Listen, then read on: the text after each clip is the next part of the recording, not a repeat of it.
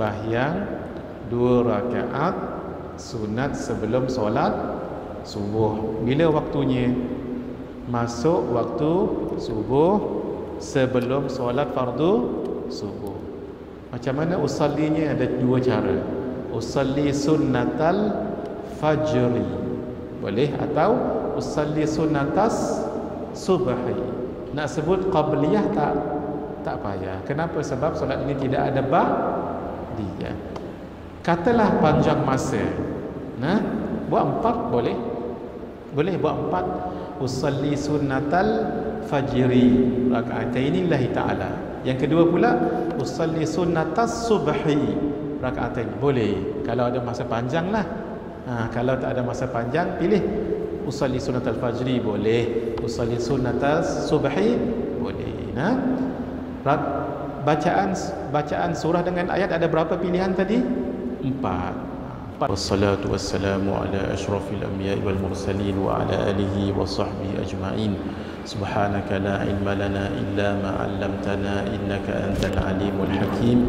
Rabbi shrah lana sudurana wa yassir lana umurana wahlul 'uqdatan min alsinatina yafqahu aqwalana. ولا حول ولا قوة إلا بالله العلي العظيم ولا حول ولا قوة إلا بالله العلي العظيم ولا حول ولا قوة إلا بالله العلي العظيم. خير ما أحييكم به تحية الإسلام وتحية الإسلام السلام. السلام عليكم ورحمة الله وبركاته. إلى حضرة النبي المصطفى رسول الله صلى الله عليه وآله وصحبه وبارك وسلم، وإلى كافة الأنبياء والمرسلين، وإلى جميع المسلمين والمسلمات، وخصوصا إلى روح الإمام الغزالي رحمه الله، وإلى روح الحبيب عبد الله بن علوي الحداد رحمه الله، وإلى صاحب هذا الكتاب الشيخ عبد القادر بن عبد المطلب الإندونيسي المكي رحمه الله، وإلى والguru Haji Saleh bin Musa Al-Qaddahi rahimahullah, wa ila Kiai Haji Abdul Rahim Jahri Al-Makki Al-Indonesi hafizahullah. Syai'un lillah lahumul Fatihah. A'udzubillahi minasyaitonir rajim.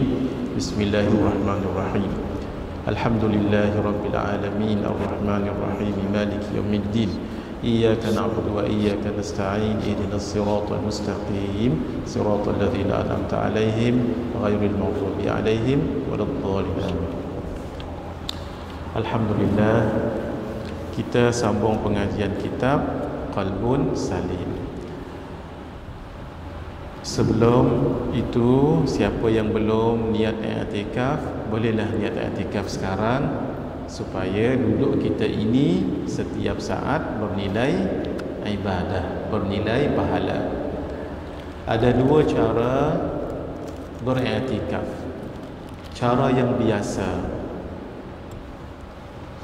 dibaca niat nawaitul i'tikafa fi hadzal masjidi lillahi ta'ala. Bahasa Melayu, sahaja aku beriktikaf di dalam masjid ini kerana Allah Ta'ala.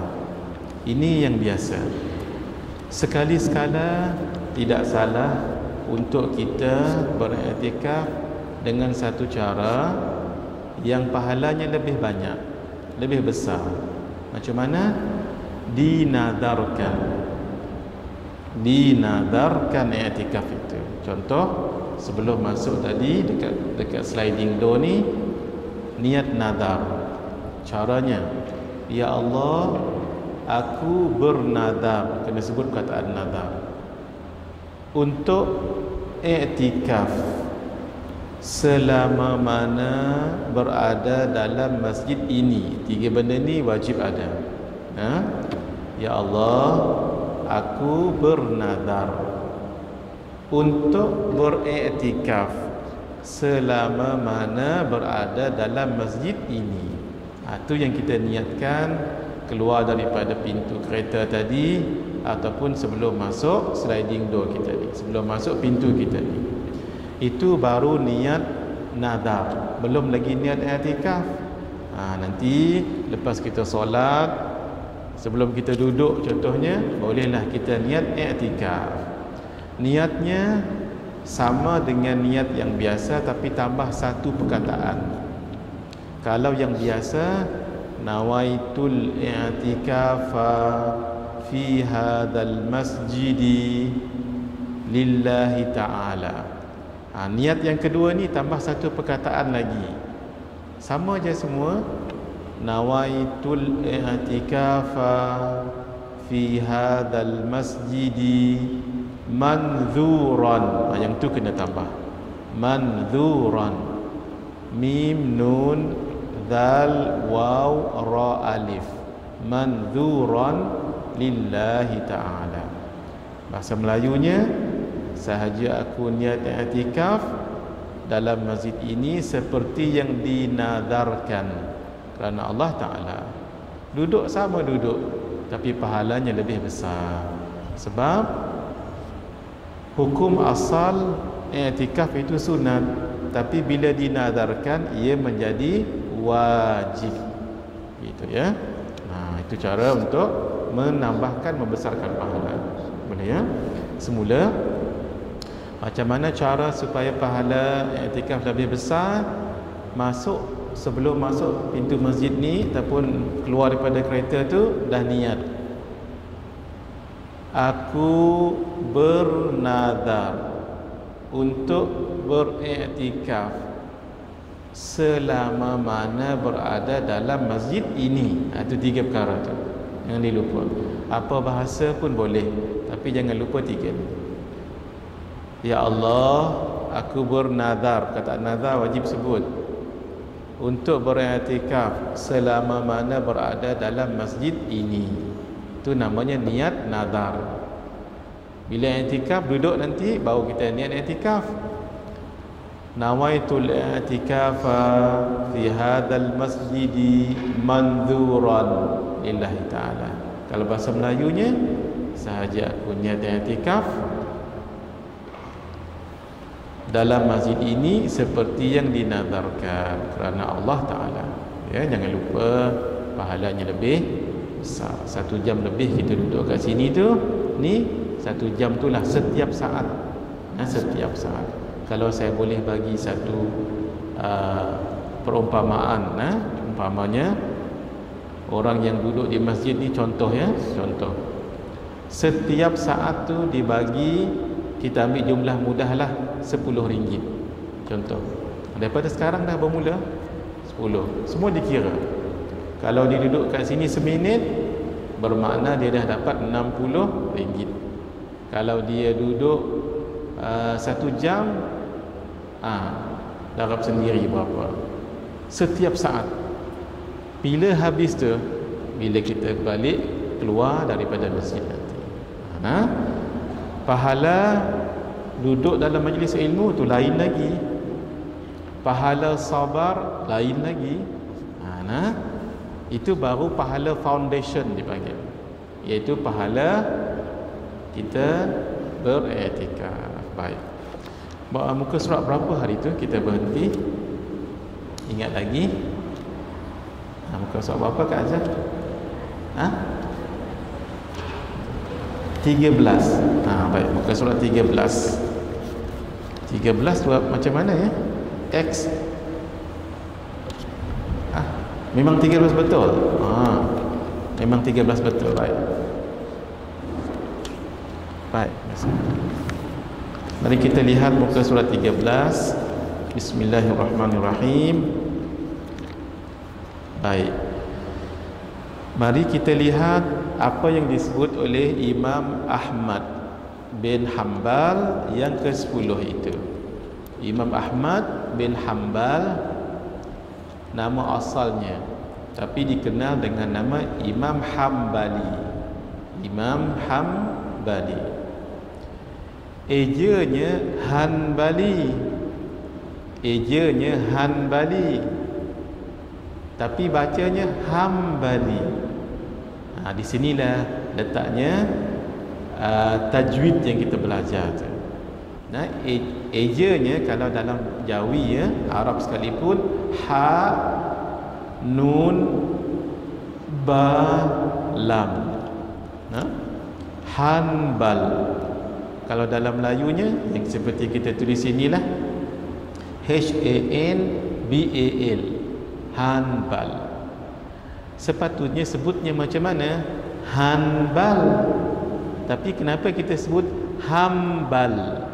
Sebutnya Hambal seperti tutup mulut. Sebenarnya tak tutup mulut, tapi hampir-hampir ke menutup mulut. Tapi tulisannya Hanbal, sebutannya Hambal. Kenapa? Sebab dalam tajwid nun mati berjumpa dengan ba, hukumnya, ingat lagi, mad lazim bukan. Hukumnya apa? Iqlab. Hukumnya iqlab. Apa maksud iqlab? Iqlabnya tu iqlab maksudnya tertukar, bertukar. Hampir-hampir nun tu bertukar menjadi mim. Sebab tu dipanggil hambal. Dia nak panggil hambal pun tak kena juga. Hampir-hampir kena mim, hampir-hampir. Hambal, hambal. Jadi bukan hambal, tak kena juga. Hanbal tak kena juga. Hambal. Hambal tak kena juga. Hampir-hampir mim. Hukumnya apa tadi? Iqlab. Boleh ya?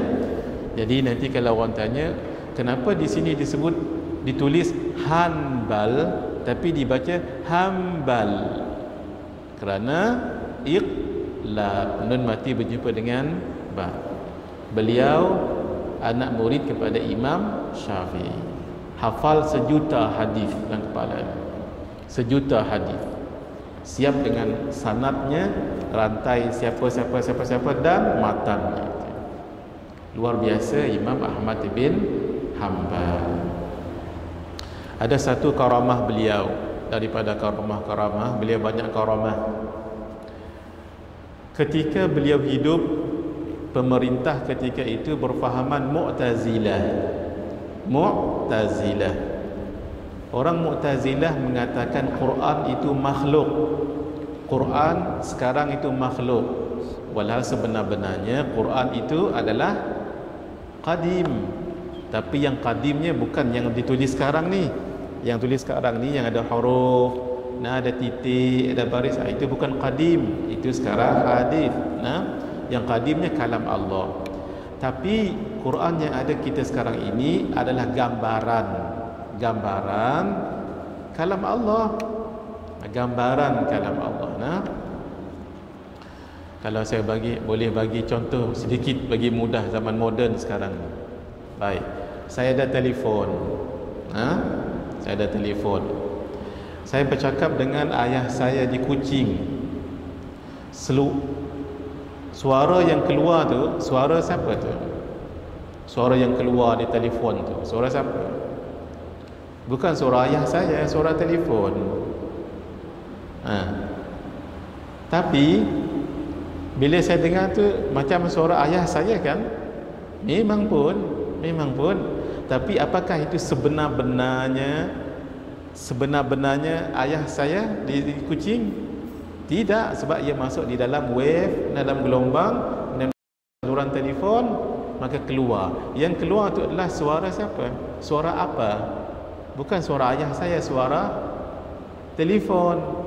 Tapi exactly tak? Exactly kalau Samsung lah. Kalau Huawei lah. Kalau Nokia lah itu. Tapi apakah itu hakikat suara ayah saya sebenar-benarnya? Tidak. Sebab ayah saya di mana sekarang? Di Kuching. Boleh? Jadi sama juga dengan Quran. Sebenar-benarnya itu adalah gambaran yang kita baca sekarang ni. Alif lam, a'udzubillahi minasyaitonirrajim, bismillahirrahmanirrahim, alif lam mim, tanzilul kitabi la raiba fihi min rabbil alamin. Begitulah juga yang Allah firmankan. Tapi yang tulis tu dah jadi makhluk, datang daripada Allah. Akhirnya Imam Ahmad dihukum sempat, dicambuk. Dengan pukulan itu Nah, putus tali seluar Imam Ahmad yang menyebabkan hukum akal, kalau terputus seluar akan terlondeh. Seluar akan terlondeh. Bila seluar terlondeh, apa yang berlaku? Viral lah nanti satu dunia. Tidak berlaku kepada Imam Ahmad. Itu karamah beliau. Ketika putus tali seluarnya itu tetap di situ, tak terlondeh. Allah nak muliakan orang alim. Terutama sekali ini Imam Ahmad bin Hanbal. Baik, kita minta Syekh kita tolong bantu baca ya. Saya baca Arab, beliau baca yang Melayu. Baik, muka surat 13. Bismillahirrahmanirrahim. Nombor 10. Kita masih lagi bincang tentang apa tu ilmu tasawuf. Fadal. Imam Ahmad bin Hanbal tak boleh. 241 Hijrah. Tak boleh. Yang itu tu belakang.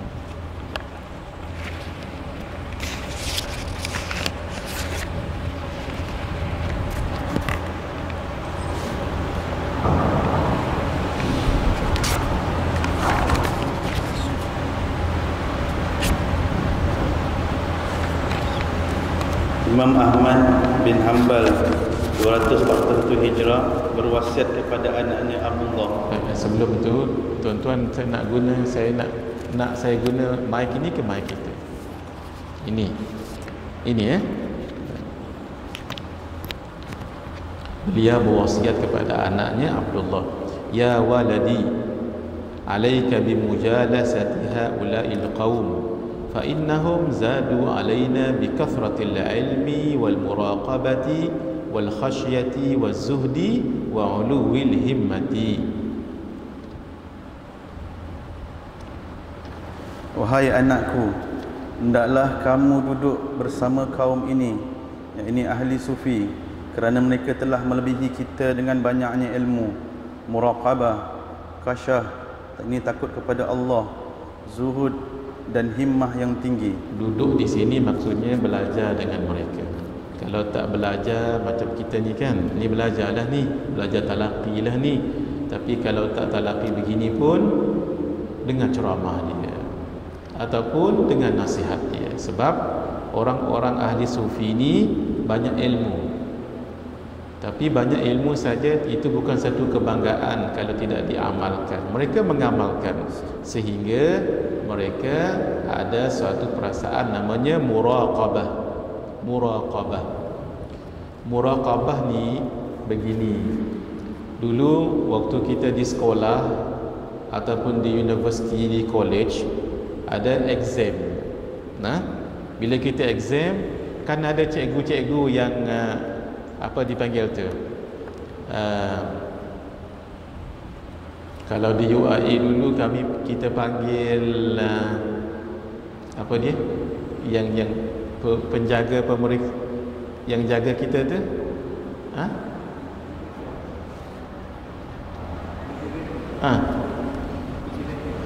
invigilator, invigilate. Waktu di UAE dulu kami ada invigilate, pengawas peperiksaan, invigilators. Berani tak kita nak meniru? Tak berani kan? Kaku situlah kita. Dah ada 15 orang, paling kurang 5-6 orang. Nanti kalau ditangkap menipu kan, kena you are going to be barred from sitting the exam. Semua takut. Itu namanya muraqabah. Muraqabah maksudnya the feeling of always being observed or seen or invigilated by someone. Dalam konteks Allah, kita terasa macam every moment, every single moment, kita terasa diperhatikan oleh Allah. Itu namanya muraqabah. Boleh ya? Invigilating, lama tak sebut benda tu, 6 tahun dah tak mengajar di UIA. Baik. Khasyah, takut kepada Allah. Orang takut kepada Allah makin dekat dengan Allah. Tapi kalau manusia takut dengan makhluk, makin jauh. Contoh, takut dengan harimau. Kita makin get closer ke stay away? Stay away. Maaf, kita berhutang dengan hamba Allah tu, janji nak bayar 2 bulan. Ini dah 20 bulan tak bayar. Maaf ya, takut. Tengok bayang pun, kelibat pun dah takut dah. Manusia kalau takut dengan makhluk akan menjauhi, tapi kalau takut dengan Allah makin mendekati. Zuhud ni tak semestinya pakaian compang-camping, makan di jalanan, rambut kusai-masai, tak semestinya ya. Yang dikatakan zuhud ini adalah mengawal diri jangan terlibat dalam perkara haram. Itu ya. Itu zuhud, walaupun dia orang kaya,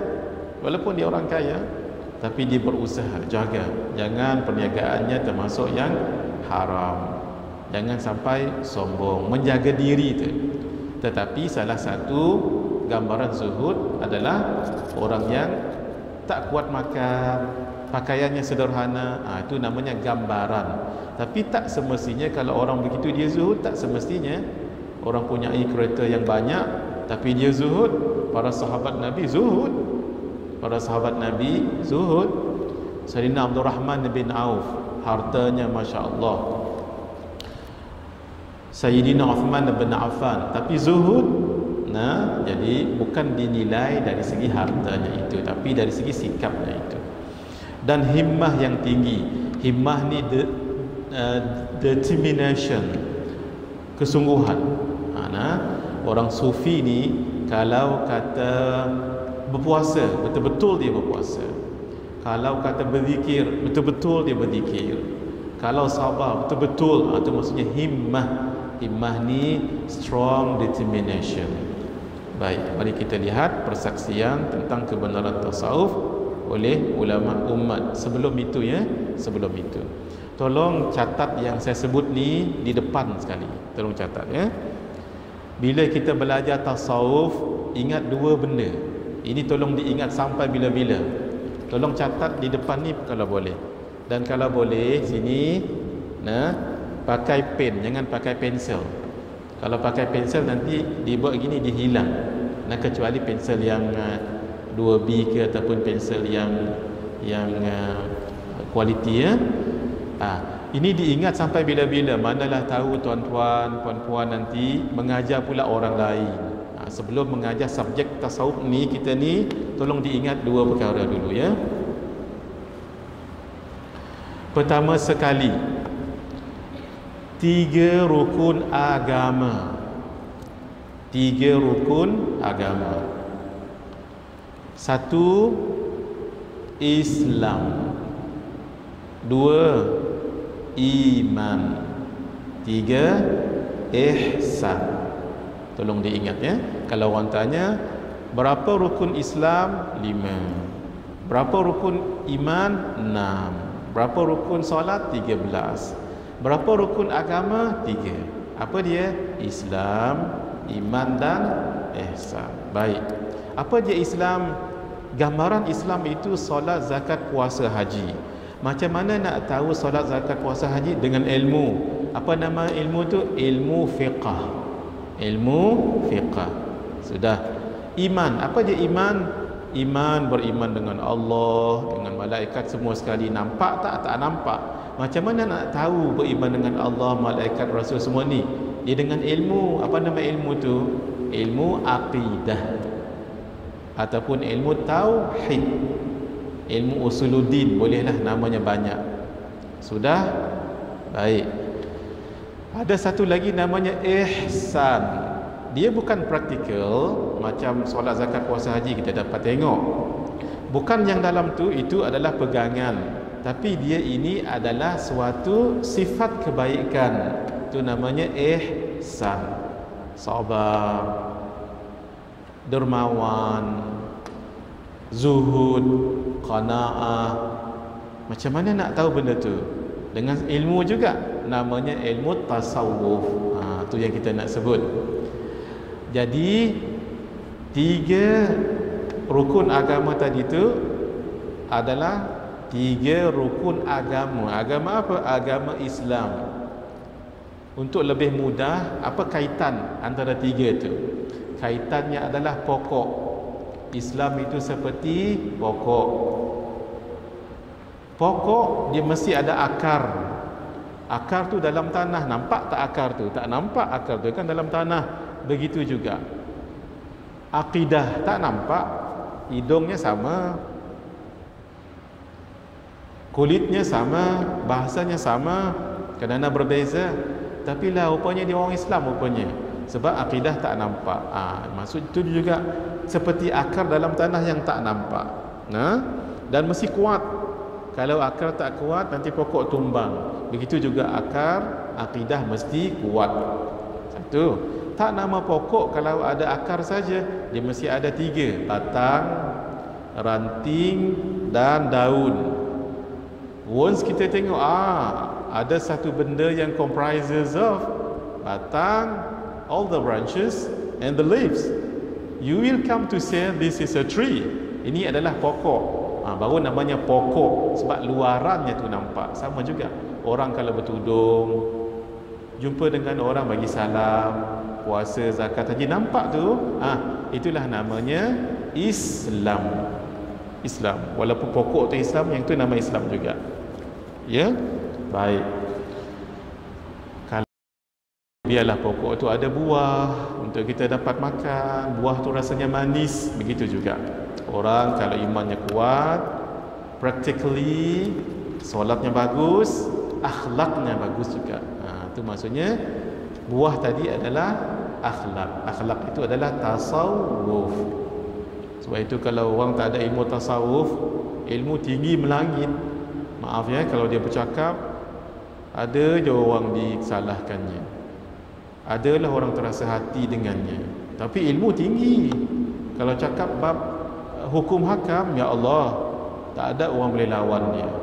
Tapi dia rasa diri dia yang paling pandai, merendahkan orang lain. Kita dengar pun rasa berat, telinga dibuatnya. Boleh ya? Jadi poin yang pertama, kalau belajar tasawuf, ingat 3, ingat 2 tadi tu. Satu dulu, 3 rukun agama. Barulah kita tahu apa connection belajar tasawuf tu dengan fiqh, dengan akidah. Sudah? Yang kedua pula, 3 peringkat penyucian jiwa. Tadi 3 rukun agama. Ini pula 3 peringkat penyucian diri. Sudah? 3 stages of heart purification. 1. Takhalli. Takhalli,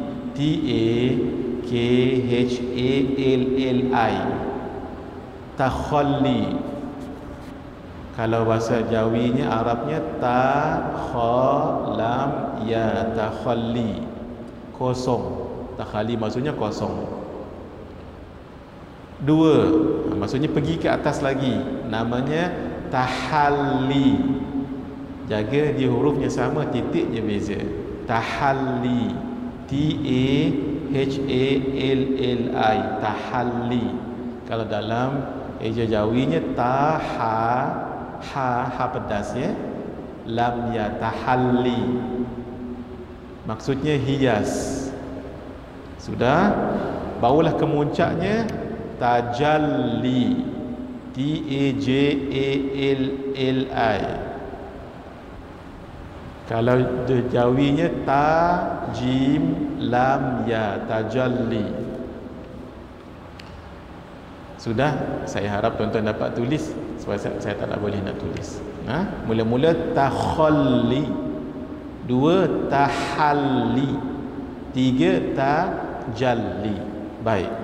Tajalli ni kalau bahasa kita menampakkan, ataupun bahasa mudahnya kurniaan. Kurniaan. Baik. Apa kaitannya tu? Takhalli, kosong. Dalam belajar tasawuf, kosongkan diri kita daripada sifat-sifat mazmumah, Tuan-tuan, puan-puan letak situ madhmumah pun cukup dah. Madhmumah ni sifat-sifat yang tak baik, blameworthiness. Maksudnya kita belajar tasawuf ni, stage pertama buang sifat-sifat yang tak baik. Dalam ni ada, dalam ni semua kita belajar ni nanti. Buang sikap suka bercakap, suka makan, suka tidur, buang masa mengata orang ini ni. Barulah kita masuk stage yang kedua, hati itu jangan tak sabar, jangan merungut, jangan tu maksudnya kosongkan hati daripada sifat-sifat madhmumah. Jangan situ saja, dia kena pergi step next seterusnya level, namanya tahalli, hiasi diri kita, jiwa kita dengan sifat-sifat mahmudah. Tadi hindari dari madhmumah, ini hiasi dengan mahmudah. Boleh ya? Baik. Yang ketiga tu kurniaan Allah, termasuklah pahala, termasuklah syurga, termasuklah ketenangan, termasuklah firasat, termasuklah kasyaf ya. Termasuklah karamah. Kurniaan Allah tu macam-macam. Baik, sebagai hamba Allah kita dituntut dua je. Yang mula dua tu, iaitu kita mesti takhalli dan tahalli. Itu yang dituntut kepada hamba, kepada manusia ni. Oleh kerana ia dituntut, dua ini di bawah kategori matlub, matlub, matlub. Kalau dalam Arabnya mim ta lam waw ba, matlub. Tuan-tuan bila tengok ni nanti baru kita jelas belajar tasawuf ni. Oh, dia ada stage-nya ni. Sudah. Adapun yang ketiga tu namanya apa tadi? Tajalli. Itu bukan urusan kita, itu urusan Allah. Mauhub, ini semuanya pemberian Allah, kurniaan Allah. Sebab itu ia dipanggil mauhub, M-A-W-H-U-B, mauhub. Dalam Arabnya mim waw ha waw ba. Tolong diingat dua benda ni setiap kali belajar tasawuf. Sebab itu kita belajar tasawuf bukan nak jadi wali Allah, bukan nak terbang, bukan nak berjalan di hujan tak basah. Tak. Kita nak cuci jiwa kita. Semakin kita tinggi ilmu, semakin tawaduk. Itu kita nak. Adapun kurniaan contohnya, Masya Allah, Syekh tu kalau dia pergi solat subuh, seperti cahaya berjalan kat depan dia, walau dia sendiri tak tahu. Syekh ni dia sendiri tak tahu. Itu tanda-tanda kewalian. Kadang-kadang tanda tu dibagi pada kita juga. Kita yang berdosa ni kadang-kadang Allah bagi juga. Tapi ketika hati kita bersih, itu tak mustahil. Tetapi benda tu tidak selalu untuk orang awam macam kita ni. Sebab kita buat pahala buat dosa, buat pahala buat dosa. Baik. Kadang-kadang syekh itu diisinya tangki motosikal dengan air kosong je, berjalan dia. Tu apa tu? Keramat kata kita. Karamah ni kemuliaan, Allah nak muliakan dia. Itu adalah apa? Mauhub, kurniaan Allah. Kalau Allah bagi, alhamdulillah. Kalau Allah tak bagi, kita tidak kecewa. Sebab yang penting dua, sucikan diri daripada sifat madhmumah, hiasi ia dengan sifat mahmudah. Jadilah kita orang paling bahagia dalam dunia. Walaupun kita orang yang sederhana, tak kaya pun, tapi hati kita kaya. Banding dengan orang yang got plenty of money, tapi hidupnya selalu sedih. Sebab dia hasad dengan orang, Selalu dia rasa macam kecewa. Dah dia tak dapat, orang lain dapat, walhal dia dah 1 juta duitnya dalam bank. Nah, apa dia nak makan boleh. Kawan ni relax, dia makan ikan kering dengan telur. Tapi tenang hatinya, itu lebih mahal. Nah, daripada duduk dalam istana tetapi hati merana. Nah, banding dengan orang yang duduk di rumah yang sederhana tetapi memiliki segalanya sebab kaya.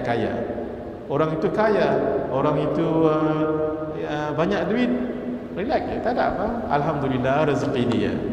Saya pula kalau diuji kaya, entah tak datang majlis ilmu hari ini ni. Dah sibuk mengurus bisnes, lagu tu. Orang lain anak semua jadi, maksudnya semua pandai. Anak dia tak berapa sangat, nah. Tapi anak dia beradab, berakhlak, alhamdulillah. Sejuk hati dia, meninggal pun tak apa sebab anak tu nanti baca Fatihah. Banding dengan yang tadi, gaji besar contohnya, maaf bukan sebut siapa ya, tapi baca Fatihah pun tak lulus contoh. Ni orang yang jiwanya besar sebab dia ada Allah Maha Besar, bukan Allah dalam hati, tidak ya. Dia merasakan semuanya daripada Allah. Itu semua akan didapati kalau kita duduk belajar dengan orang sufi tadi tu. Baik, tolong diingat dua-dua tu.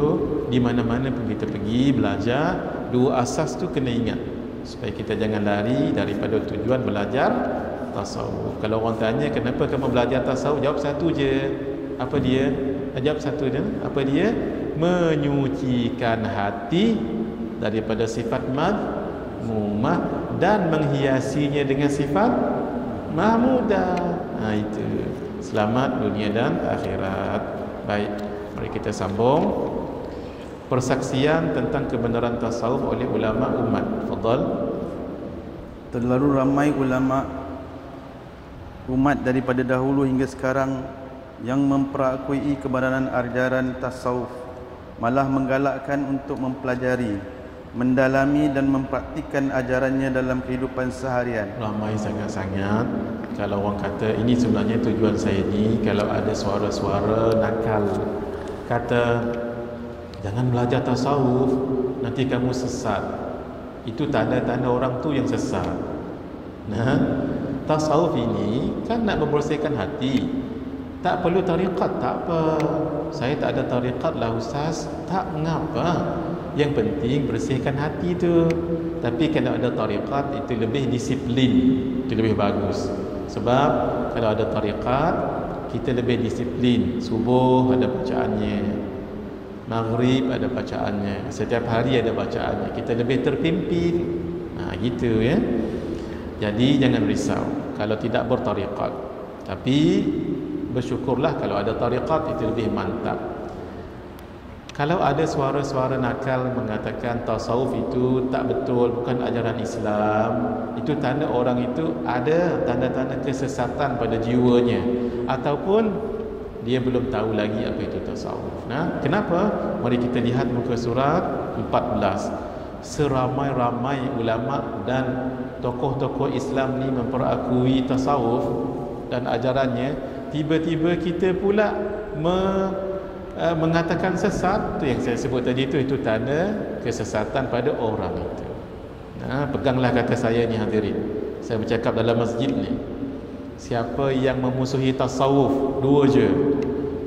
Kita bersangka baik, dia tak faham lagi apa itu tasawuf. Walau tasawuf apa dia tadi yang ringkasnya? Menyucikan jiwa diri daripada sifat madmumah, menghiasinya dengan sifat-sifat yang tu sesat ke? Adapun unsur-unsur lain tu, itu cerita lain. We are now talking about the basic principles dalam kita tak baca nama ya banyak sangat, serta dengan kitab, dengan jilid, dengan muka surat lah gitu. 1 sampai berapa kita tulis kat sini? 26. Mari tuan-tuan kita sebutnya muka surat 16 dulu sama-sama. Muka surat 16. Syekh baca semua pendapat mereka, semua pendapat. Kita tak sebut nama panjang sangat, terus sahaja kesimpulannya. Semua pendapat mereka telah dicatatkan secara panjang lebar oleh Sayyid oleh Sayyidi Syekh Abdul Qadir bin Isa dalam kitabnya Haqaid At-Tasawuf. At-Tasawuf. Baik. Saya ada kitab ni kat rumah ni. Kitabnya berbahasa Arab. Maklumat ni semua saya ambil daripada kitab beliau. Mana? Baik. Mari kita tengok kepentingan menjaga anggota zahir. Kita nak bersihkan anggota zahir tu. Silakan. Kepentingan menjaga anggota zahir. Apa dia anggota zahir ni? Yang nampak ni lah. Zahir tu maksudnya yang nampak.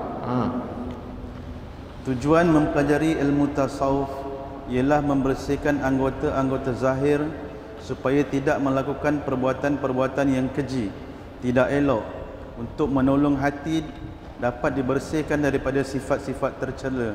Tadi tidak elok ya. Tadi kan kita sebut apa dia tujuan belajar tasawuf ni, membersihkan hati daripada sifat-sifat mazmumah. Nak bersihkan hati ada jalannya tu. Sesuatu yang sampai kepada hati, inilah dia mata, inilah dia mulut. Maka bersihkan dulu dia punya zahir tu. Tu dia punya kaitan itu ya. Baik. Mari kita lihat syair Imam Syafi'i, footnote 47. Belajarlah ilmu tasawuf dan ilmu-ilmu yang lain. Imam Syafi'i berkata, ta'allam falaysa al-mar'u yuladu 'aliman wa laysa akhu 'ilmin kaman huwa jahilu. Fadhal Syekh, belajarlah. Belajarlah kerana tidak ada seorang pun yang lahir sebagai orang yang alim, dan bukanlah orang yang tahu seperti orang yang jahil. Memang betul, walaupun ayah dia tu ustaz ulama besar, anak tu tak terus jadi alim, dia mesti belajar ya. Kemudian orang yang tahu tak sama dengan orang yang jahil. Saya bagi contoh tuan-tuan, cuba lihat saya sekarang ya. Ni air kan, kalau saya minum air ni, apa hukumnya? Hukumnya harus tak dapat pahala, tak dapat dosa.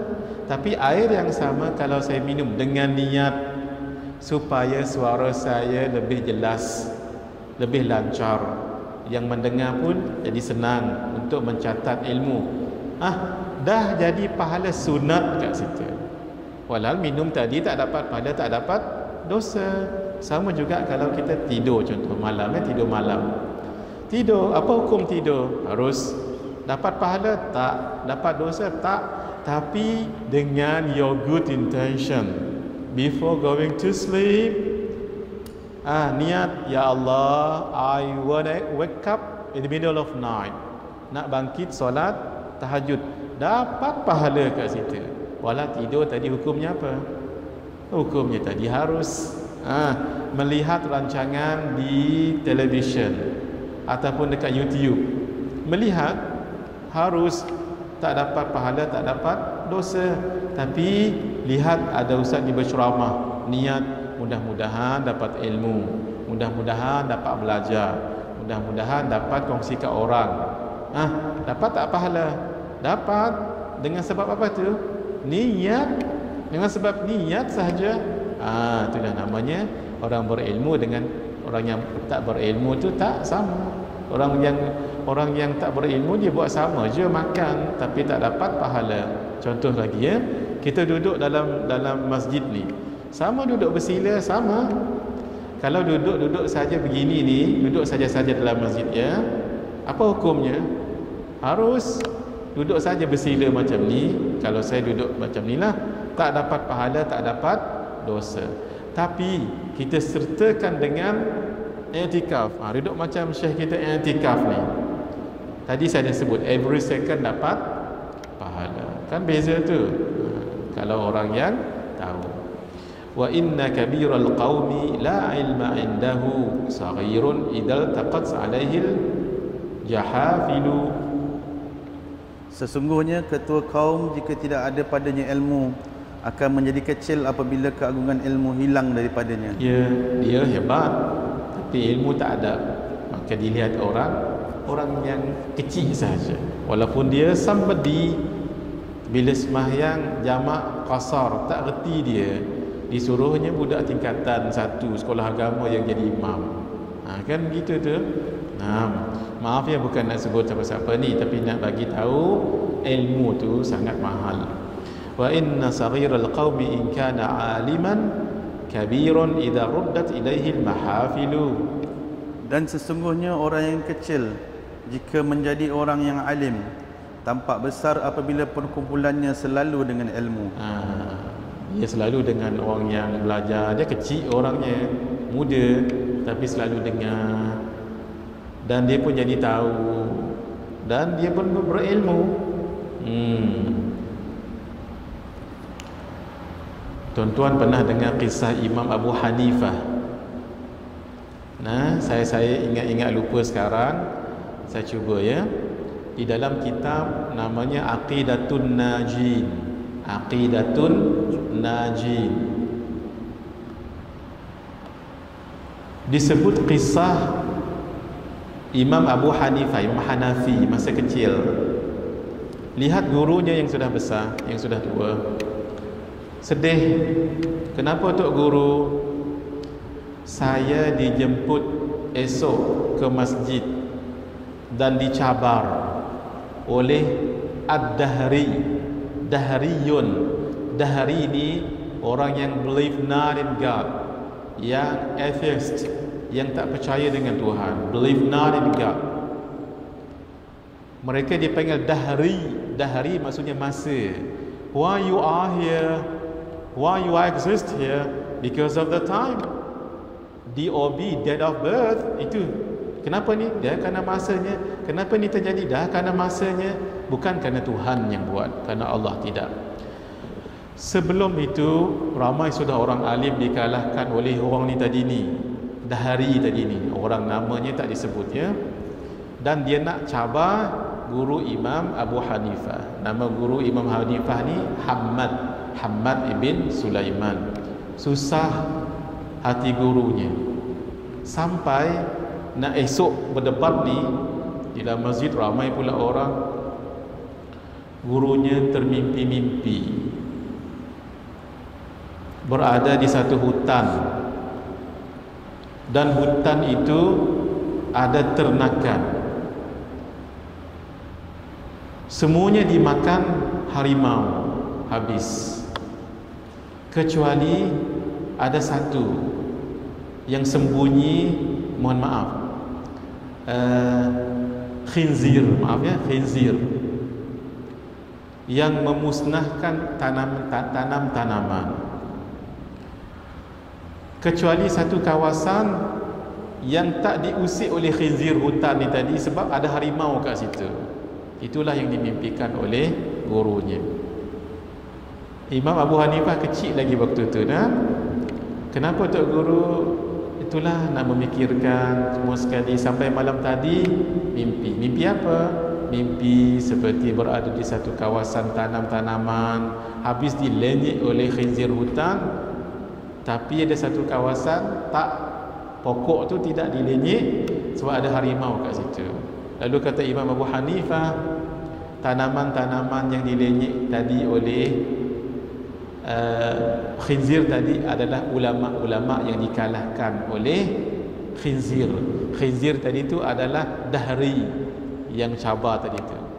Dan ada satu tanaman yang tidak kena lenyek, itulah tuan, itulah Tok Guru. Kerana ada harimau kat situ. Harimau itu adalah saya. Nah, Tok Guru kalau berdebat esok serahkan pada saya lah, tak payah Tok Guru. Nah, pendek cerita, ramai dah orang datang di masjid, dan Dahri tadi duduk di mimbar, atas mimbar. Imam Ahmad, Imam Abu Hanifah, Imam Hanafi dengan gurunya masuk.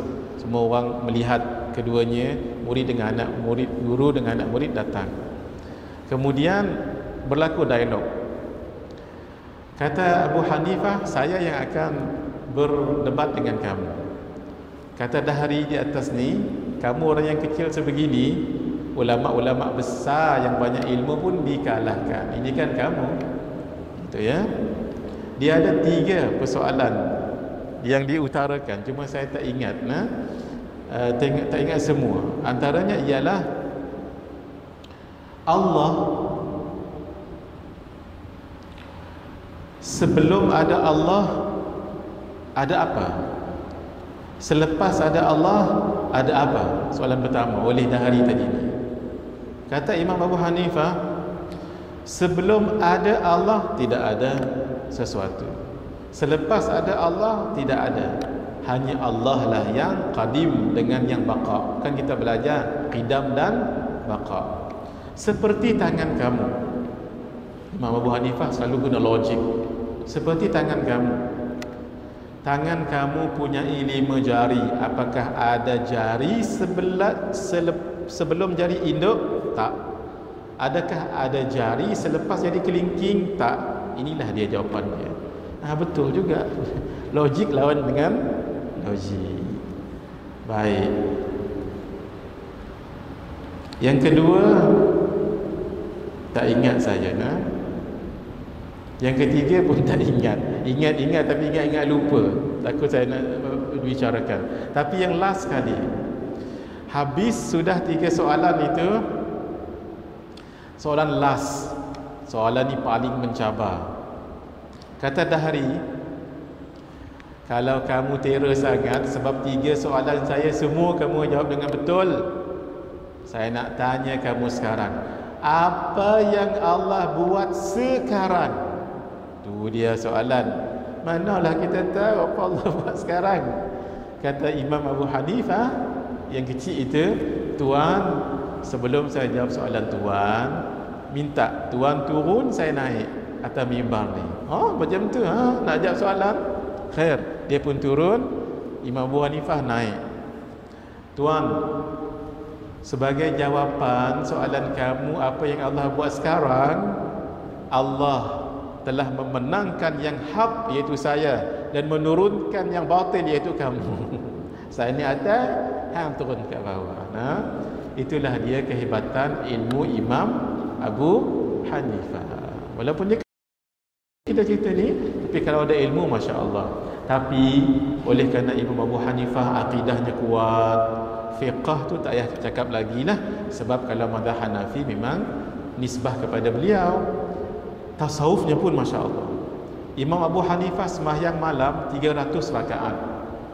Setiap malam 300 rakaat. Beliau solat subuh selama 40 tahun dengan wuduk solat isyak. Wuduk solat isyak tu kan tak kentut lah, 40 tahun. Kita tak sat pun. Maaf tapi tawaduknya ya Allah luar biasa. Macam mana? Pernah beliau berdebat yang baik, bukan berdebat yang buruk, dengan Imam Malik. Imam Malik siapa? Imam Maliki. Di mana debatnya? Ni dekat Madinah. Berdebat. Habis berdebat, kawan kepada keduanya seorang ulama Mesir. Bernama Al-Imam Laith bin Sa'ad. Imam Laith bin Sa'ad datang jumpa Imam Abu Hanifah. Ya Aba Nu'man, itu adalah kunyah gelaran kepada Imam Abu Hanifah, Abu Nu'man. Ya Aba Nu'man, Imam Hanafi, saya tadi lihat ketika kamu berdebat dengan Imam Malik, lepas dia berdebat, saya tengok kening kamu berkerut ni, dahi berkerut gini. Kenapa? Kata Imam Abu Hanifah, demi Allah, sepanjang yang saya tahu, tidak pernah saya lihat orang yang paling kuat ingatan hadisnya melainkan Imam Malik. Dipujinya Imam Malik, Masya Allah. Kemudian Imam Abu Hanifah ni duduk di Kufah, di Iraq, kan jauh tu. Imam Malik duduk di mana? Madinah. Kemudian Imam Laith jumpa dengan Imam Malik. Wahai Imam Ad-Dar, Imam Darul Hijrah, saya lihat setelah tuan berdebat dengan Imam Abu Hanifah, saya tengok dahi tuan berkerut, kening tuan berkerut gini. Kenapa? Kata Imam Malik, sepanjang umur saya ni tak pernah saya lihat orang yang mempunyai hujah paling mantap melainkan Imam Abu Hanifah. Tengok tuan-tuan, berdebat tapi masing-masing mengangkat masing-masing. Beza dengan kita. Maaflah ya. Itulah dia. Apa tadi? Kenapa? Sebab ada nilai ilmu tasawuf. Ilmu mantap, akidah mantap dah, fiqh mantap dah, tasawuf pun mantap juga. Baik, mari kita lihat. Baik, tujuan belajar ilmu tasawuf tadi supaya kita jaga yang zahir dapat menolong hati yang batin. Baik, anggota-anggota tafadhal. Tak habis lagi ya? Baik, tak habis lagi. Mari kita habiskan dulu.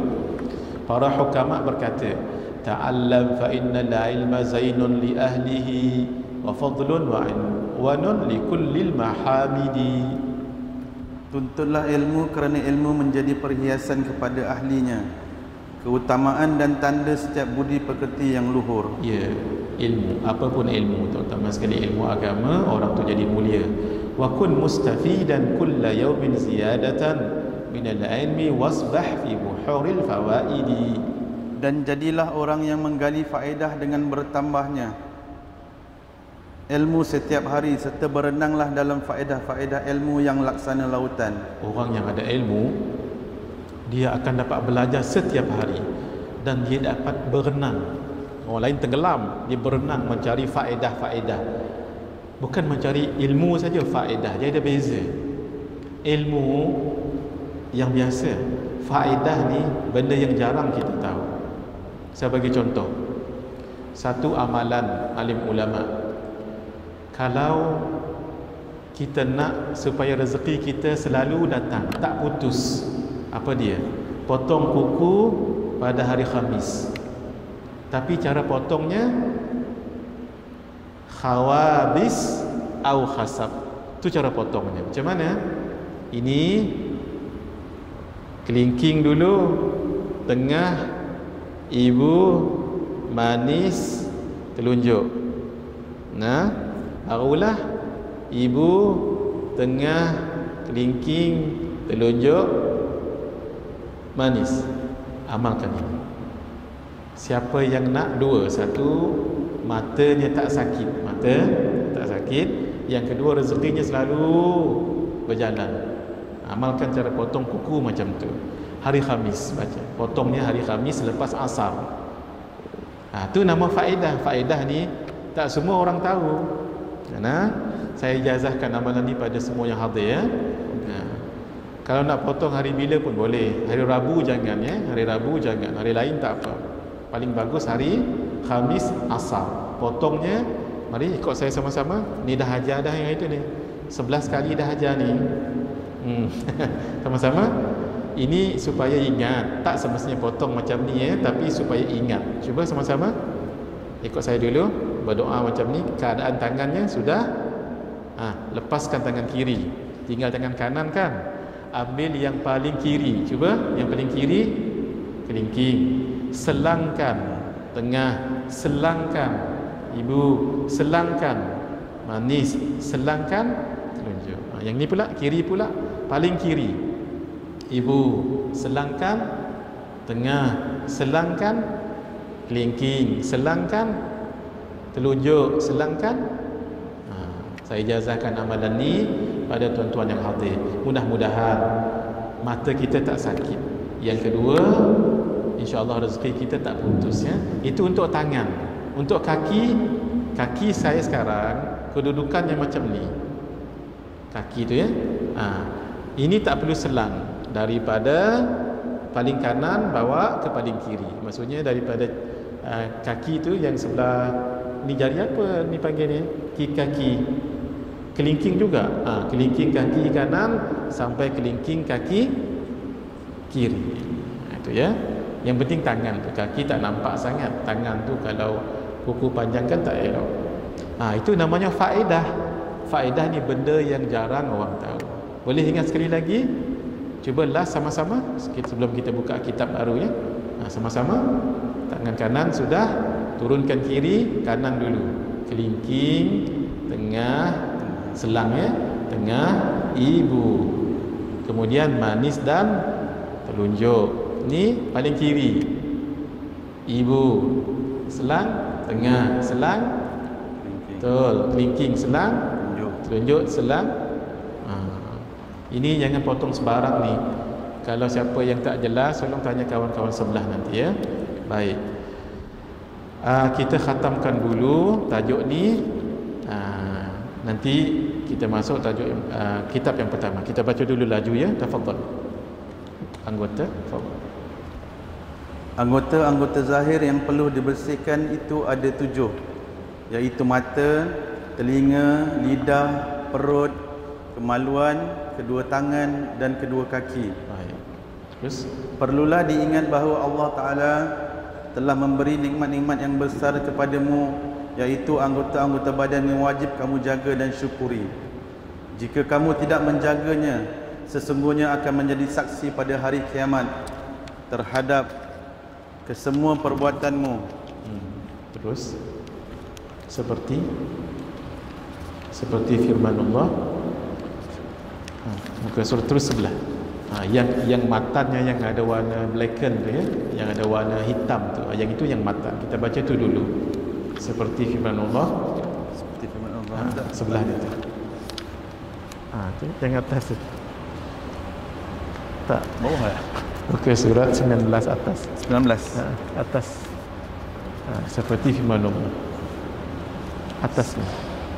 Tak ada. Tak. Ke buku tu lain. Yang ni apa tu? 19. Atas ni 19.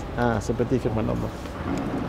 Seperti firman Allah, Al-yawma nahtimu ala afwahihim wa tukallimuna aydihim wa tashhadu arjuluhum bima kanu yaksibun. Pada hari itu kami tutup mulut-mulut mereka. Maksudnya Allah menghalangnya daripada bercakap. Kedua tangan mereka memberitahu kami dan kaki mereka menjadi saksi terhadap apa yang mereka usahakan di dunia. Baik. Terus setiap anggota badan akan bercakap menyebut perbuatan jahat yang dilakukan semasa di dunia. Itu yang kita takut tu. Sebab mulut dah dipaterikan, yang lain semua bercakap. Mana boleh lagi kita nak menidakkan. Allah Subhanahu wa taala berfirman, "Wa ma kuntum tastati'una an yashhada 'alaykum sam'ukum wa la absarukum wa la juludukum." Tidakkah kamu dapat berselindung daripada persaksian pendengaran, penglihatan dan kulit-kulit badanmu terhadapmu? Baik, seseorang sebelahnya seseorang tidak dapat lari daripada persaksian anggota-anggota badannya tersebut. Kenapa tak boleh lari? Kenapa? Kerana oleh itu dia hendaklah meninggalkan segala kejahatan sama sekali, kerana setiap anggota badan tidak bercerai daripada manusia setiap masa dan setiap tempat. Kalaulah tangan ni, contoh orang tu buat maksiat mengumpat, contohnya, alihkan mulut ni, mana boleh?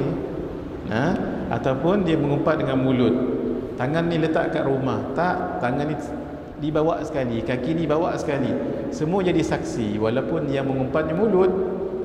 Sebab tu dia tak boleh nak lari. Baik, sekarang hamba, kata pengarang kitab, akan membicarakan 7 fasal tentang semua 7 anggota badan tersebut. Ni kita baca laju nanti. Ni mula-mula je agak lambat, nanti laju kita baca lah ya. Baik, sebelum itu ada 5 jenis nikmat, muka surah 17. Patah balik bawah tu. 5 jenis nikmat. Dalam Ihya Ulumuddin kita patah balik muka surah 17 di bawahnya tu. Footnote 48. 5 jenis nikmat. Dalam kitab Ihya Ulumuddin, Imam Ghazali menyebutkan ada 5 jenis nikmat yang diberikan oleh Allah kepada manusia. 1, harta benda atau kekayaan. Tu nikmat tu. Nikmat ini merupakan nikmat yang paling rendah. Sebab tu tak boleh nak bangga sangat, sebab dia paling rendah. 2, fadhal kesihatan.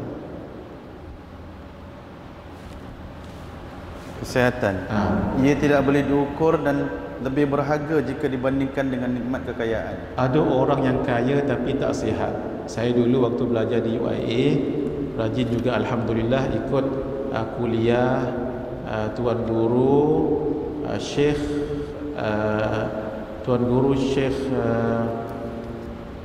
Ustaz Ahmad Idris. dulu yang dipertua Persatuan Ulama Malaysia. Beliau tak sihat sekarang, dekat Pening. Beliau sebut, ni sampai sekarang saya ingat, beliau sebut ada seorang tokoh di Malaysia yang sangat kaya raya sehingga punyai empayar bonsio. Namanya siapa? Liu Bonsio. Kan motosikal Honda Bonsio tu kan. Kayanya Masya Allah. Yang tu Allah bagilah kepada seseorang, ya. Cuma nak ceritanya, beliau sebut, ni saya ingat sampai sekarang, ni dah berapa puluh tahun dulu dah. Kata beliau, di akhir hidup beliau, Datuk ke apa nama tak tahu, Liu Bonsio ni, beliau ada masalah kesihatan, mungkin masalah tua begitulah, dan doktor bagi tahu tak boleh makan yang lain kecuali bread, roti tu yang dibakar tu, dibuangkan yang segi empat tu, roti tu, dibuang yang tepinya yang hangus tu, tinggal jadi putih tu kan, dan minum segelas susu yang tak ada gula. Allah, susu tak ada gula, tapi duit Masya Allah. Tu nak ceritanya apa tu? Walaupun ada banyak duit tapi kesihatan tu sangat mahal. Syukur kita yang sihat dapat datang majlis ilmu ni. Kalau orang yang hartawan sekalipun, maaf ya, paralyzed di atas pembaringan, nak buat macam mana? Tapi dalam segi sakit pula ada pula nikmat yang lain. Tapi kita ni syukur datang majlis ilmu. Yang datang mengaji dengan kita ni tak semestinya saya, ya. Ustaz-ustaz lain juga. Setiap pusingan kereta tu, tayar kereta tuan-tuan 3 ke 4? Semua 4 kan. Setiap pusingan tu semua jadi saksi tu. Setiap jalan yang dilalui semua jadi saksi tu. Every single penny, setiap single sen yang dibayar, tol, bayar tu, semua jadi saksi tu. Kan mencatat sekarang kan, setiap dakwat yang keluar tu semua jadi saksi tu. Berapa banyak dah catatan tadi tu, PIM tadi tu. Yang tu nanti bila kita akan yakin dalam kubur nanti. Sebab menuntut ilmu kerana kita sihat. Kalau tak sihat, dapat jugalah melalui rakaman keajah kita ni, tapi tak sama pahalanya datang. Kemudian jam lagi, sabar lagi. Baik. Tumpangkan kawan naik kereta, besar lagi pahalanya. Tapi saya teringat Sayyidina Umar sebut, kalau ada seseorang memuji seseorang depan Sayyidina Umar, orang itu orang yang baik, kamu terimalah persaksiannya kerana dia orang yang baik. Kata Sayyidina Umar, mana kamu tahu dia baik? Kalau kamu nak tahu orang itu baik, maaf ni, kamu test dia dengan 3 benda. Maaf ya. 1, ajak dia pergi musafir. Ajak dia pergi musafir. Baru kita tahu siapa yang sanggup bayar minyak, siapa yang sanggup bayar tol, siapa nanti yang akan waktu di RNR tu nak bayar cendol dengan nasi campur. Ke kawan tu seorang saja. If you really want to know your friend, awak pergi musafir. Di situ nanti akan terbuka musafir dekat ataupun musafir jauh. 1. Yang kedua, bagi amanah dengan dia. Bagi amanah. Dia amanah ke tidak? Yang ketiga, buat suatu transaction yang melibatkan duit dengan dia. Sama ada dia berhutang dengan kita ke, kita jual barang dengan dia ke, ataupun mana-mana yang melibatkan transaction duit. Situ baru kita tahu langit tu tinggi ke rendah. Ini bukan saya sebut ni, Sayyidina Umar. Beliau kata nak tahu kawan kita tu orang yang baik ke tak, lihat dalam 3 keadaan. 1, ketika musafir. 2, ketika dibagi amanah. Yang ketiga, ketika dia terlibat dalam duit keuangan. Kalau setakat pokok bunga belum lagi, kalau setakat yang lain belum lagi. 3 ni baik, kita khatamkan dulu. Fadhal. Sempurna anggota tubuh badan dan panca indera, ia mesti disyukuri dan dihargai kerana apabila salah satu daripadanya sakit atau hilang, ia boleh mengganggu perjalanan aktiviti seseorang. Alhamdulillah, kalau kita sihat tubuh badannya, alhamdulillah. Baik, panca indera. Ni mata ni dapat lihat ni, ya Allah. Ada seorang mengadu kepada seorang syekh, "Ya syekh, Allah tak dengar ke doa saya? Banyak kali dah saya doa, tapi tak dimakbul pun doa saya. Saya ni tak bernilai ke di sisi Allah?" Nah, kata orang ni tadi.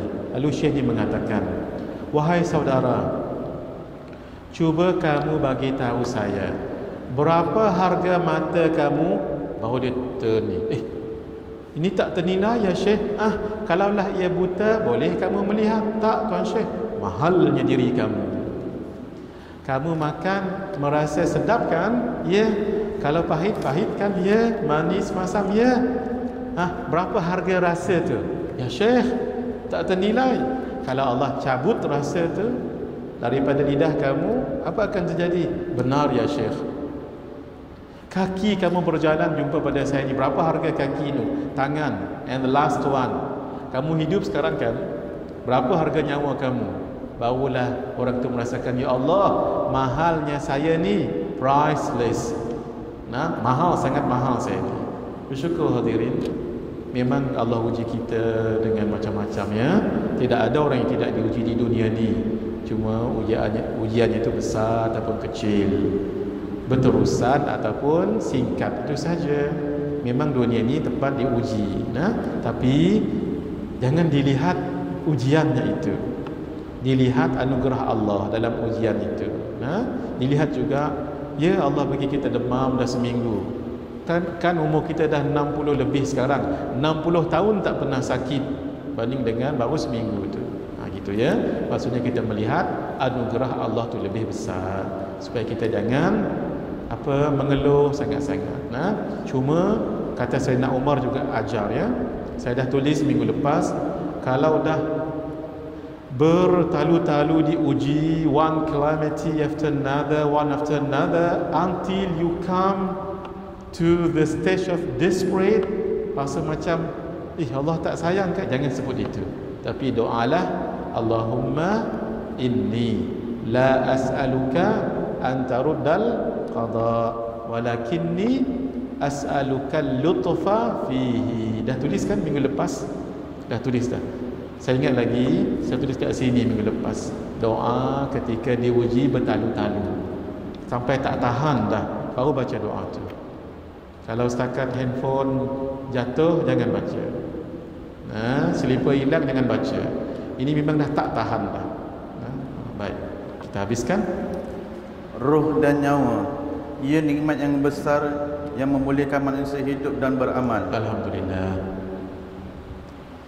Iman dan Islam, inilah nikmat yang paling besar dibandingkan dengan semua nikmat di atas. Baik, faedah sujud syukur kerana dianugerahkan fizikal yang sempurna. Ketika melihat orang yang mempunyai kekurangan dari segi fizikal seperti buta atau pekat atau lain-lain, sunat kita baca. Jangan baca depan dia, baca balik nanti, ataupun baca dalam kereta. Alhamdulillahilladzi afani mimma batalaka bih wa faddalani ala kathirin mimman khalaqna tafdila. Terus segala puji bagi Allah yang telah mengafiatkan aku daripada apa yang Allah telah mengujimu dengannya, dan telah memberikan kelebihan kepadaku dalam kalangan ramai yang telah Dia ciptakan. Selepas itu, terus bawahnya, selepas itu sujud syukur sunat. Sunat sujud syukur, tetapi secara sembunyi supaya tidak dilihat oleh orang yang mempunyai kekurangan tadi. Jangan depan-depan dia hang, bila kena buta, lepas aksiden hari itulah Allahu Akbar. Jangan sujud depan dia. Selagi nanti ada orang masuk ICU nanti. Sehingga kata ulama, kalau kita lihat binatang tu, sunat sujud syukur. Jangan sujud ke depan binatang tu. Balik rumah nantilah, pergi sightseeing dekat zoo negara kan. Oh zirafah, oh crocodiles, oh snakes, oh Allahu Akbar. Bila nak habis, sujud syukur ada caranya ya. Baik, hadirin, kita berhenti kat sini. Mari kita tengok buku ni dulu. dalam 15 minit ya. Kita berhenti 10.30 insya-Allah. Saya yang tambah sendirinya, maaf kerana baru baca buku ni. Siapa yang ada buku ni, mari dulu buka pada muka surat. Saya tak baca semua.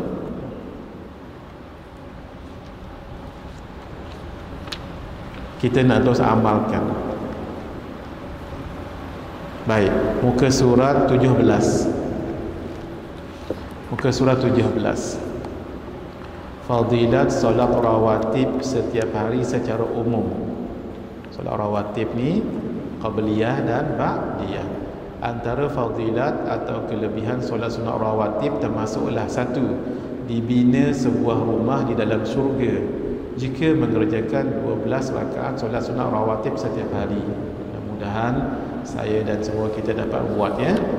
Ia berdasarkan beberapa hadis, antaranya satu daripada Sayyidatina Ummu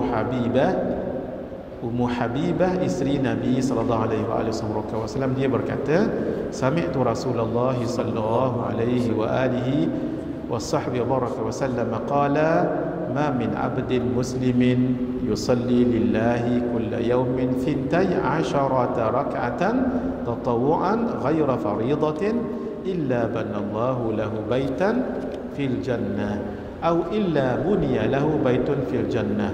Qalat Ummu Habibata fama barihtu usallihinna ba'du. Muka surat 18. Daripada Sayyidatina Ummu Habibah radhiyallahu taala anha, isteri Nabi sallallahu alaihi wa alihi wa sahbihi wa baraka wa sallama, berkata, aku telah mendengar Rasulullah sallallahu alaihi wa alihi wasallam bersabda, tidaklah seorang hamba yang Islam solat pada setiap hari kerana Allah sebanyak 12 rakaat sunat, bukan wajib, melainkan Allah akan membina sebuah rumah di dalam syurga untuknya. Atau perawi hadis kurang pasti, melainkan dibina sebuah rumah di dalam syurga untuknya. Ummu Habibah mengatakan, maka aku tidak pernah meninggalkan solat-solat tersebut setelah mendengar ucapan Nabi tersebut. Mari kita lihat muka surat 20. Muka surat 20 supaya kita dapat amal terus ya. Sudah, mari kita lihat siapa yang buat 12 rakaat ini akan buat rumah dalam syurga. Takkan rumah saja dalam syurga, biarlah penghuninya masuk syurga juga. Gitu ya maksudnya. Keterangan muka surat 20. 12 rakaat sunat yang disebutkan dalam 4 hadis yang tadi tu. 1, 2 rakaat sebelum subuh. 2, 4 rakaat sebelum zuhur. 2 rakaat selepas zuhur. 2 rakaat selepas maghrib. Dan 4 rakaat selepas Isya. Nah, tu jangan tinggal tu. Ada hadis yang lain mengatakan 10 rakaat. Kalau 10 rakaat, yang nombor 2 tu 4 jadi 2. Yang lain tak ada ubah. Kalau 12 rakaat, 2 sebelum subuh, 4 sebelum zuhur, 2 selepas zuhur, 2 selepas maghrib dan 2 selepas Isya. Tapi kalau 10, yang 4 sebelum zuhur tu jadi berapa? Jadi 2. Itu je beza. Mana yang paling bagus? Buatlah 4 sebab pahalanya pun besar. Baik. Saya nak mudah-mudahan kita terus amal hari ini. Mari kita lihat muka surat 24. Ada hadis menyebut fadilat dapat syurga tadi 12 rakaat. Ada hadis yang lain menyebut 10 rakaat, tak ada beza. Bezanya apa? Yang sebelum zuhur tu nak buat 4 boleh, tapi jangan tinggal 2 rakaat. Paling bagus apa? Buatlah 4 kalau sempat ya. Baik. Mari kita lihat terus. Hari ini memang saya berniat untuk kita amalkan. Baik. Kita ni kita terus terus melompat ya. Mari kita lihat muka surat 39. Kita berhenti pukul 10.30 insya-Allah ya. Saya ingat tak panjangkan lagi sampai 10.30 saja. Boleh hadirin muka surat 39 atasnya dulu. Kita nak sembahyang sunat sebelum subuh ya.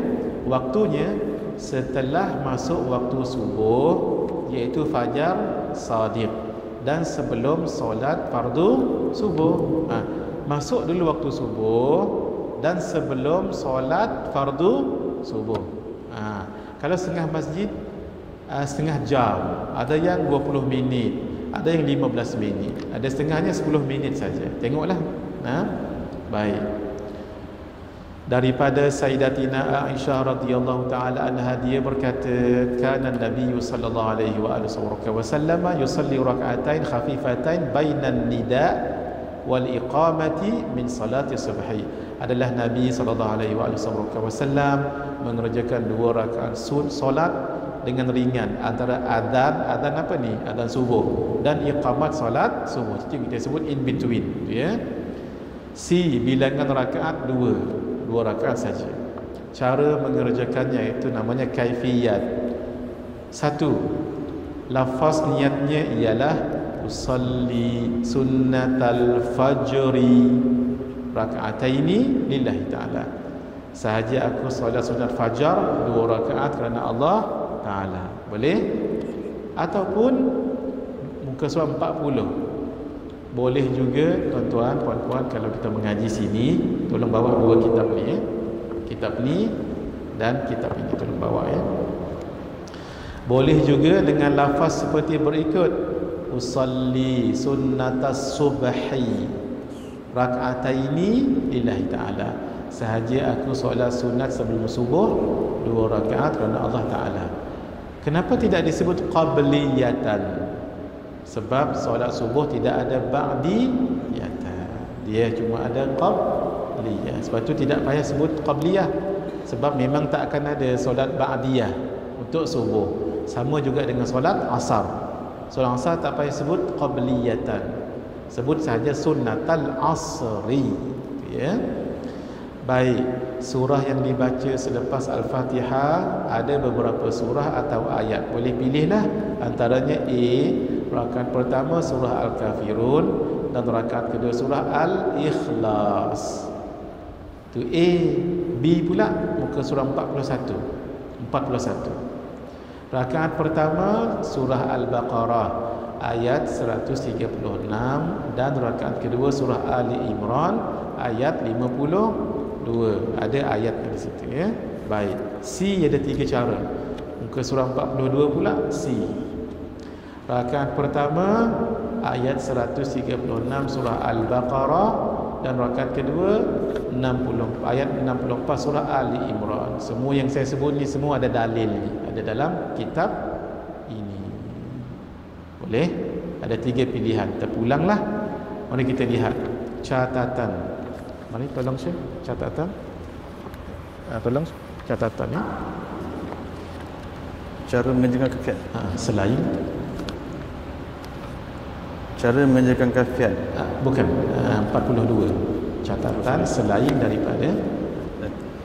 daripada surah-surah dan ayat-ayat di atas, boleh juga membaca pada rakaat pertama surah An-Syirah dan rakaat kedua surah Al-Fil.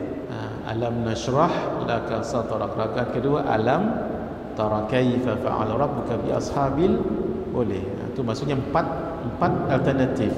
Antara yang disebut dalam Rasail Al-Hajjaj, tulisan Imam Al-Ghazali, telah sampai kepadaku riwayat daripada ramai kalangan arbab al-qulub, orang soleh yang dapat mendidik hati mereka, bahawa sesiapa yang membaca Al-Fatihah dan surah Al-Insyirah pada rakaat pertama dan Al-Fatihah dan surah Al-Fil pada rakaat kedua dalam solat sunat fajar sebelum subuh, dia akan selamat daripada kejahatan orang-orang zalim dan musuhnya. Inilah kata ulama perisai awal pagi. Inilah kata ulama perisai awal pagi. Perisai di awal pagi. Kita je tak tahu. Apa dia? Rakaat pertama alam nashrah, rakaat kedua alam tarakah. Kemudian Imam Al-Ghazali berkata, ia benar dan tidak ada keraguan padanya. Dia menukilkan di dalam kitab Nuzhah Al-Majalis. Itulah yang kita nak kongsikan hari ini. Apa dia? Sembahyang 2 rakaat sunat sebelum solat subuh. Bila waktunya? Masuk waktu subuh sebelum solat fardu subuh. Macam mana usallinya? Ada 2 cara. Usalli sunnatal fajri boleh, atau usalli sunnatas subhi. Nak sebut qabliyah tak payah. Kenapa? Sebab solat ini tidak ada ba'diyah. Katalah panjang masa, buat 4 boleh buat 4. Usalli sunnatal fajri raka'ataini lillahi ta'ala. Yang kedua pula usalli sunnatas subhi raka'atain. Boleh kalau ada masa panjang lah. Kalau tak ada masa panjang, pilih usalli sunnatal fajri boleh, usalli sunnatas subhi boleh. Bacaan surah dengan ayat ada berapa pilihan tadi? 4. 4 ada dalam ini. Paling bagus apa? Rotate paling bagus ya. Baik, 5 minit untuk kita ni, sila mengajar.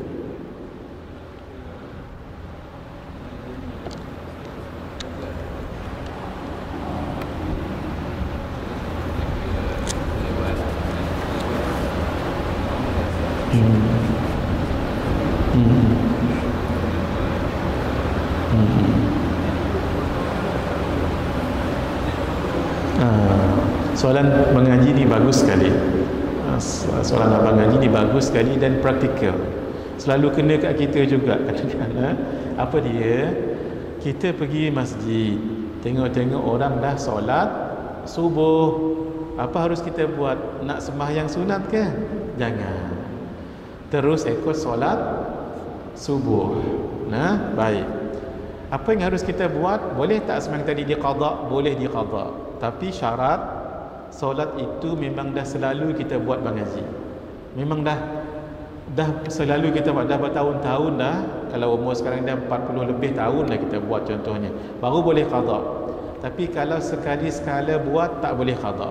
Boleh ya? Tolong diingat dulu, sembahyang sunat boleh diqada dalam mazhab kita Asy-Syafi'i, tapi dengan syarat solat itu memang sudah dilazimi. Itu satu ya. Bila nak qadanya nanti, boleh tak selepas subuh terus kita qada? 2 pendapat ulama. Satu mengatakan boleh sebab dia qada. Satu lagi jangan sebab dia solat sunat. Paling bagus jangan qada dulu. Bila qadanya? Bila selesai waktu tahrim nanti. Bila waktu tahrim selesai?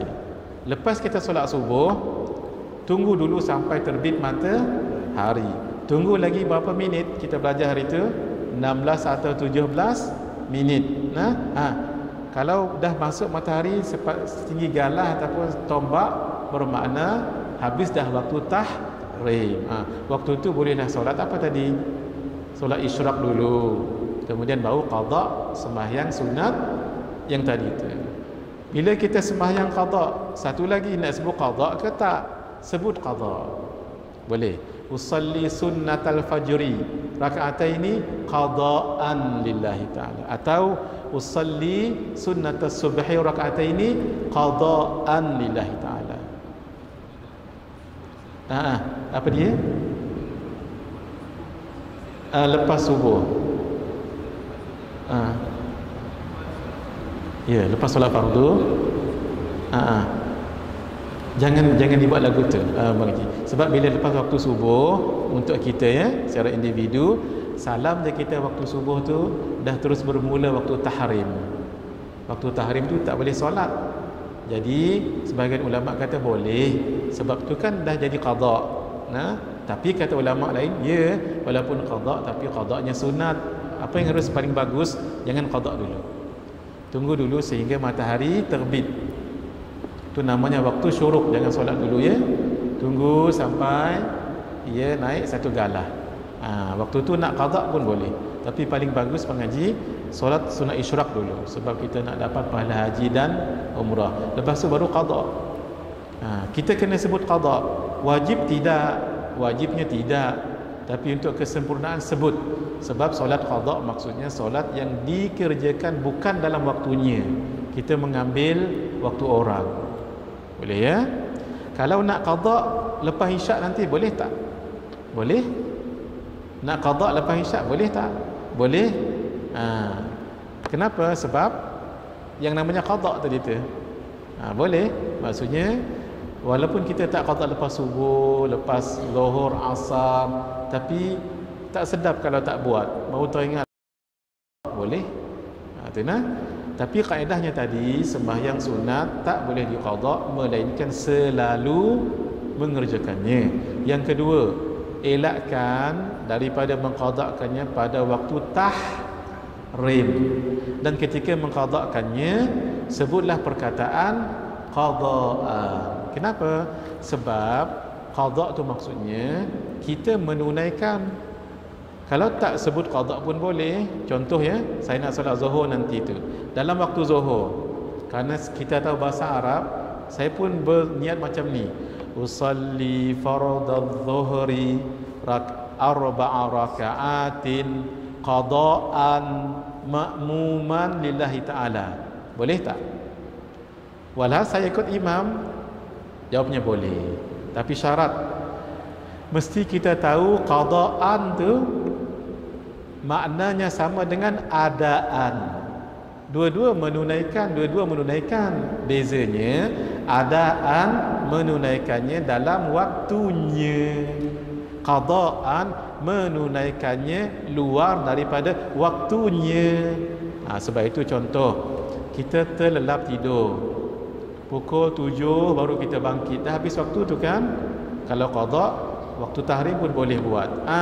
Sembahyang zuhur, sembahyang subuh, usalli fardas subhi raka'ataini qada'an ke adaan. Dua-dua boleh. Tapi mesti tahu apa maksudnya tu.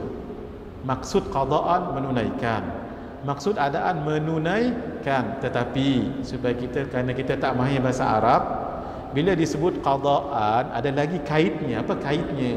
Bukan waktunya. Kita solat zuhur tu, solat subuh waktunya ke tak? Tak kan? Maka kita sebut qada'an. Jangan sebut adaan, kecuali kita mahir. Oh, saya tahu adaan tu menunaikan, qada'an menunaikan. Cuma kalau dalam waktunya adaan, kalau di luar waktunya qada'an. Supaya jangan bingung, jangan keliru begini. Bangkit subuh pukul 8. Apa kita baca? Usalli fardhas subhi raka'ataini qada'an lillahi ta'ala. Contohnya lepas zuhur nanti kita pun teringat waktu zaman-zaman bekerja dulu ada solat maghrib yang kita tak qada' lagi. Boleh tak qada' waktu zuhur nanti? Boleh. Kita nak sebut adaan ke qada'an? Qada'an, sebab bukan dalam waktunya. Yang terakhir alang-alang kita sebutnya. Satu lagi kaedah, bila kita qada' ni, lihat waktu. Sama ada kita nak baca jahar kuat ataupun baca sir tidak kuat. Contoh, saya nak qada'kan lepas zuhur nanti, contoh qada' solat isyak. Baik, boleh tak? Boleh. Sebut adaan ke qada'an? Qada'an. Baik. Solat isyak kan 2 rakaat mula tu kan dikuatkan. Saya nak qada' lepas zuhur nanti, nak kuatkan ke tidak? Jawabnya tidak. Kenapa? Sebab bukan waktu dia. Dia dah masuk negeri orang dah. Berbeza kalau saya nak qada'kan solat zuhur dalam waktu isyak. Saya pun lepas solat isyak, teringat zaman kerja dulu, zuhur selalu tertinggal. Boleh tak saya qada' zuhur? Boleh. Nak sebut adaan ke qada'an? Qada'an. Boleh tak saya kuatkan suara untuk 2 rakaat yang pertama?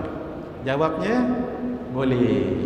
Walaupun solat zuhur. Kenapa? Sebab ia berada di negeri orang, di kawasan orang. Apa nama kawasan tu? Kawasan malam.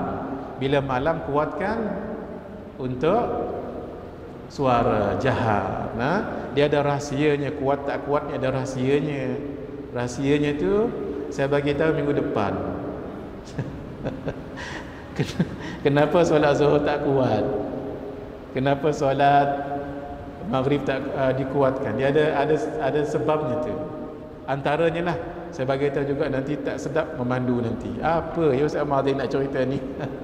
Antaranya, ketika di awal Islam dahulu, solat itu solat secara sembunyi-sembunyi. Dan orang-orang kufar Quraisy waktu siang ni mereka berlega-lega. Kalau dibaca kuat, hang sembahyang, kena pukul lagu tu. Gitu nah. Baik. Kenapa waktu malam maghrib dibaca? Sebab waktu tu depa dah mata dah tidak. Pakat tidak semua, maka dibaca kuat. Antara sebabnya. Antara lagi adalah ada kaitan dengan jin.